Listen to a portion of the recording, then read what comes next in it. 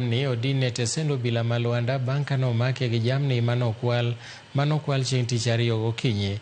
Komanda mar obila ma Luanda Richard Siele olero na chich no ero mawuok e Siandumba ne omaki e kinde mane otemo pondo kane obila ochicha gi nyamburko moro mane onge kata mana taya kane ochopo kama ne gikete ageng'a e yo ka obila noluwo gi momake. Siele olero ni kwan dhok maromo 6 noyudi ka nyamburko no noywa nyaka e tesend obila ma Luanda ka weg jamni go oyangi ni wuok Bondo e kaunti ma Siaya.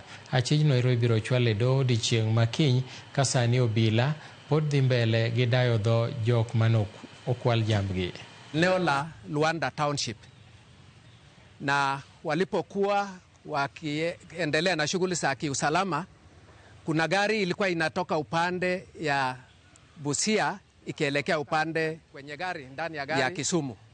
Kulikuwa na ng'ombe 6 ambapo ilishukiwa kwamba ilikuwa imeibiwa, na kulingana na vile waliweza kuchunguza ilikuwa imefungwa kamba kwamba hiyo ilikuwa ni ng'ombe ambaye ni ya wizi.